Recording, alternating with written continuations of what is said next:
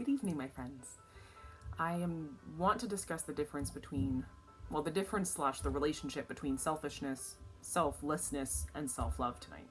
Because it's a tricky topic and a lot of people get very confused and feel very conflicted about their choices and what's right and what's wrong and what's okay and what's not okay in the journey of life and making wise decisions and how they're behaving and what they're doing.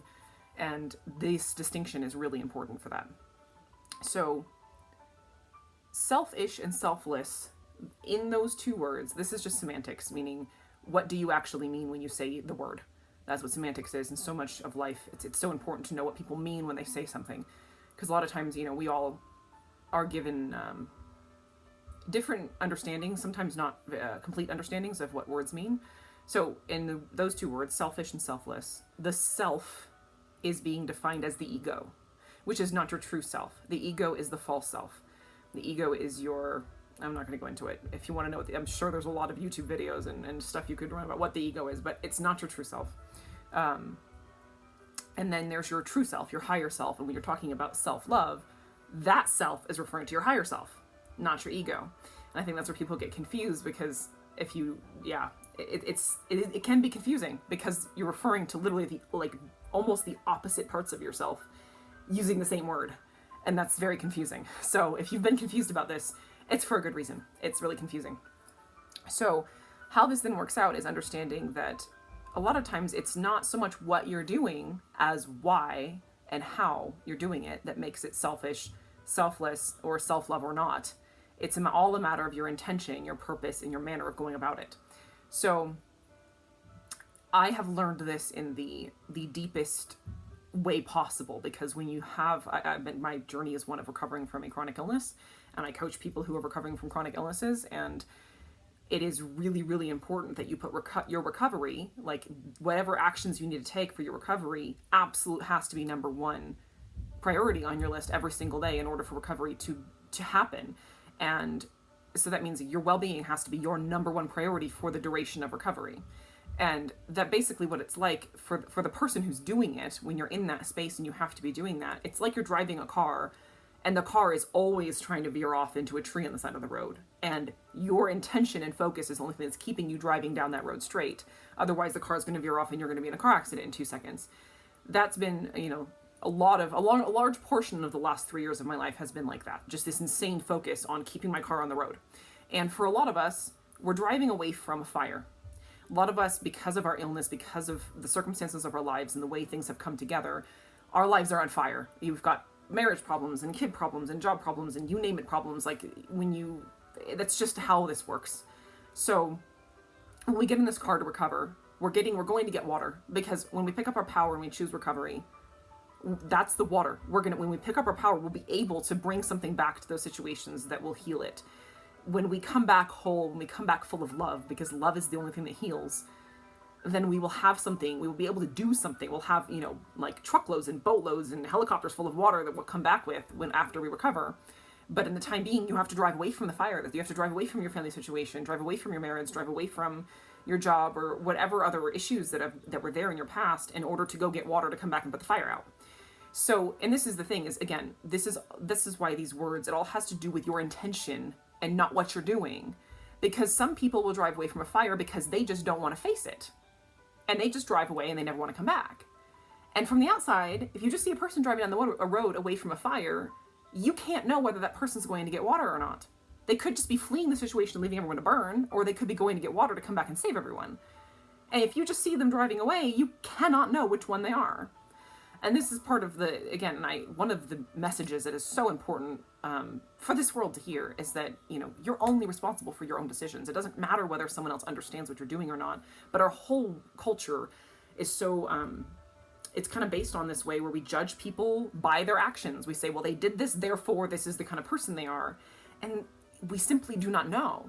It's just truly impossible to know why people make the decisions they do. And we cannot judge a person's character by, one action. Like you see them driving away from a fire once, and it's very easy to make a judgment and say that person's a terrible person for doing that, but they could be going to save everyone. You just don't know.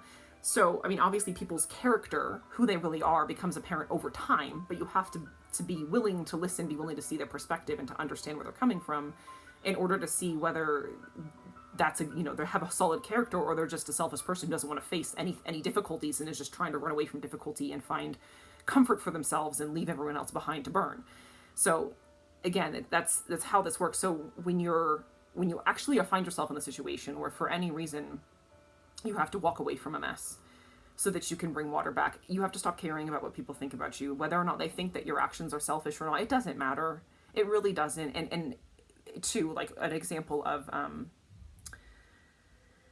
what you could be doing that is selfish or selfless, like there have been many days in my recovery and where, like, for example, I needed to wire in this understanding, and it's so foundational to all of this too.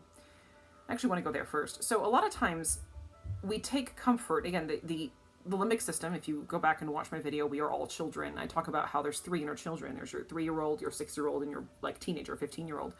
And the 6-year-old is very obsessed with rules. It thinks that if you follow the rules, you're safe. And again, this is something that's found in culturally, familial beliefs, religion, politics. If you toe the line, you're a good person. And you feel calm and safe because, okay, I did the right thing, so I can be at peace now. But that's not how reality works. Love is the only standard of whether something is good or not. Is it in line with unconditional love? That is the actual standard for things, not whether or not you toe the line. So a lot of times, though, because if we haven't learned that and we don't know that, the limbic system, most people are afraid of themselves. They're afraid that they're going to be out of control if they don't control themselves. And so there's a whole lot of fear and control going on within a lot of people. And it's this battle with yourself because you're afraid that you're just going to be out of control if you don't somehow, control yourself out of fear of what you might do if you didn't control yourself. And that's obviously not a healthy way to live life. That's not ideal for the human person. That's a very sick way to live. It's very off. It's very wrong. It's not in line with our greatest good or who we are as human beings and our truest nature. So the antidote to all of this is understanding that our worth is a gift from God. We are all inherently worthy of love. We cannot earn love. Love is a freely given gift. It's something you receive and you're grateful for it, and that's it. It's not something where when you receive love from anyone, whether it's from God or from other people, it's not like, well, now you owe me. That's not freedom, that's bondage. So love, our worthiness is inherent. Our worthiness is a free gift. And when you come from that place,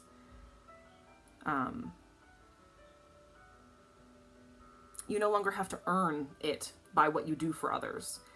And when you know that, then your actions for other people become a gift to them because you're not earning it anymore. When we come to other people believing that, that we have to earn our worth by what we do, then you're coming to another person, serving them, but it's not selfless because you're trying to get a feeling of worthiness from serving that person. So it's not really a gift because you're looking to get something from it. You have another motive. And a lot of people aren't aware of that. It's very subconscious most of the time. It's not intentional, but that's because it's just a kind of a passed down core belief or value in our culture that, well, you're a good person if you serve other people. And so a lot of times people will accidentally fall into this pattern of over-serving because we believe that, well, that's what makes me a good person. But then we're taken away from the center of who we are, the core that we are all children of God, and we are worthy simply because we are children of God. We cannot earn that. We can receive it with love. And then so the difference is when we receive that and we accept that and believe that and own it, when we love other people, we understand, like, I'm loving you because I love you.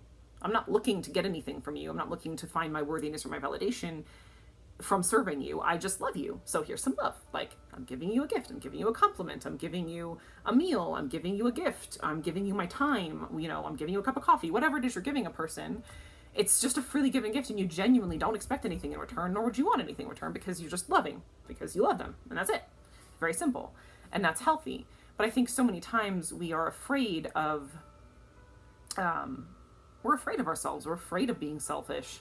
We're afraid of taking up space. And this is something too, so many women especially I see, and I don't understand. I haven't talked to enough men to know about this, but one of the things I've had to learn for myself is it's okay to take up space in the world.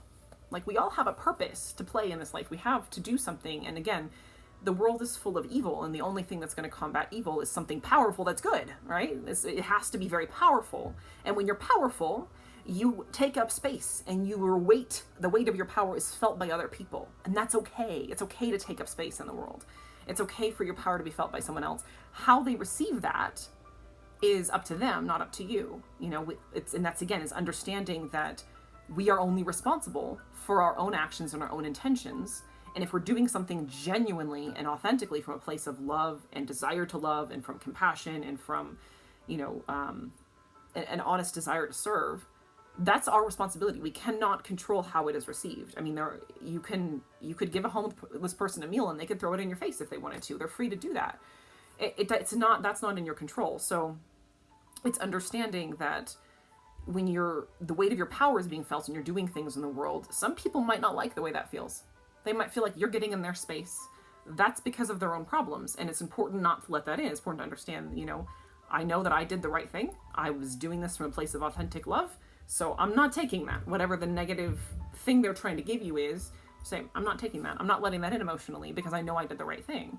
So that person they could be mad at you, whatever. And it's like, that's their business. I did the right thing and I know that. And I'm confident in it because I knew my intentions going in.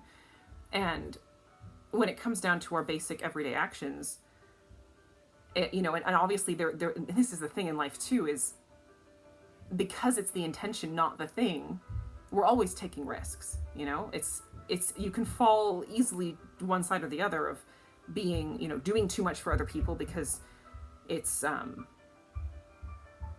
you know, life has a lot of demands. And that's the thing is life has a lot of demands. Family life, every kind of life generally has a lot of demands. And so it's easy to get caught up in a pattern where you're just doing things for other people constantly and not taking care of yourself. And ultimately that's going to bite you in the ass because you're going to crash, you're going to go down. And it might not be today, it might not be this week, it might not be this year, it might not be in 5 years. But at some point, you as a human being are going to completely fall apart if you do not take care of your basic needs, your basic emotional, psychological, and physical needs. That is guaranteed. If we do not take care of ourselves, we fall apart. That's what it is to be human. So that has its own risks. Of course, on the opposite side, if you choose to take care of yourself, and we might have, you know, at some point, maybe it's like, well, maybe I didn't need quite that much time to myself. Well, you made a mistake on the other side. It's just a mistake. You say, okay, well, I learned my lesson. I learned from that. I don't need to quite take that much time. It's having a, you know, some other negative consequence. And we kind of learn the sweet spot of life. But the most important thing to understand with selfishness, selflessness, and self-love is that ultimately only you know what the right thing is to do when it comes to the actual actions of your life. You can't control other people's responses. Like, you cannot make someone else happy. That is not possible. We are all responsible for how we interpret the happenings of life. So no matter how hard you try to make someone happy, they may very well not receive it. And that's why the most important thing, again, and that's not love, because a lot of times if we're really trying hard to make someone happy, we have our own self-worth caught up in whether or not they're happy, and that's not healthy. That's enmeshment. So it comes down to self-love. And self-love is unconditional love, understanding a higher perspective of love of all things and all beings and all people, that when we, like, the purpose of life is love, and love is a free gift. So if we're acting authentically from a place where we know we're enough, we've filled up our own cup, then we can be what they call selfless, because you're coming from your authentic higher self and your ego is not in the way. And when we're in that space, we can give a lot and it doesn't tax us, it fills us up. But then again, there comes always a point where you can tip over into where it's draining you and it's taking away from resources, and eventually, you know, it might just be that you become a very crabby parent, or it might be that you could become an alcoholic. Like, it depends on the severity of how much you've neglected yourself, but there are consequences for that. And so life is, how to live in love is this constant dance of being able to find ways to fill yourself up with love so that you're always pouring from a full cup, so that you're not taxing yourself and leading to a breakdown. Because ultimately too, as adults, when we break down, everyone who's built their lives upon us, whether it's our children, our spouse, the people we work for, our friends, the businesses we've built, the charities that we volunteer at, like, they're going to pay for our mistake ultimately. Like, we won't be there if we break down. So being too selfless isn't serving anyone. I mean, it's not selfish per se, and it can be selfish, because if you're doing that to fill your need for validation, then that's selfish. Which again, it shows that it all comes down to your intentions and your attitude and why you do things. So, yeah, ultimately all we're responsible for is our own choices. So if you have a choice of, you know, like, I can hang out with 2 or 3 friends the same night, I have like the possibility of like, well, I can hang out with this person, I could do this with this person. And ultimately that decision should be made by, what is it that I want to do more? Because if you go hang out with a friend that you don't really want to be there with, you're not going to be happy, you're not going to be engaged, you're not going to be authentic to yourself, and you're going to be trying to make someone else happy, which is never a good reason to do something, because that's not possible, especially when it's not authentic.